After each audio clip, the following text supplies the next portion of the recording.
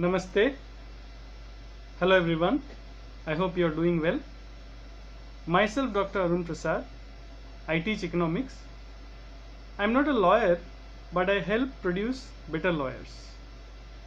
It's a pleasure to see that you are interested in the power of the black and white, the profession of law. But I tell you, law school environment can be pretty demanding. As a teacher and administrator, we always think about the kind of skills that you will be requiring in future, the learning environment which will give you that maturity, personal development avenues and professional expertise. Talking about economics is a powerful branch of study. Various branches, whether it is pure technical or non-technical branches, starting from technology, science, arts, commerce, architecture, design, every branch takes something from the branch of economics. In the context of Indian Constitution, the state cannot be a welfare state without securing for its citizen justice, social, economic and political.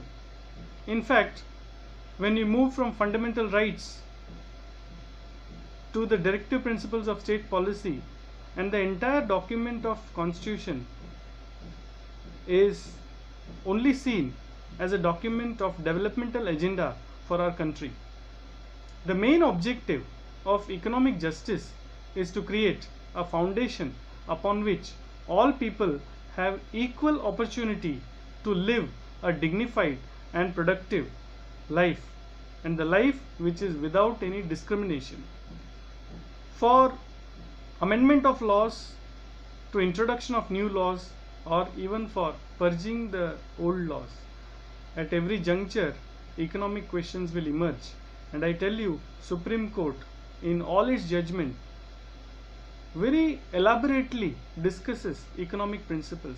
And my friends, that is why we have 3 papers of economics: principles of economics, macroeconomics, business economics, and one more which is common to BA and BCom, that is economics of development. Apart from making you good lawyers, one agenda that I have is, why can't you become entrepreneurs? Imagine a day where you are full of energy for 24 hours because you find joy in your work. So let us see how many of you become entrepreneurs, how many of you start NGOs, and how many of you really shake up the country with the power of law and economics. It's a pleasure talking to all of you. I am sure that together we'll chart a great journey and secure a worthy future for our great nation.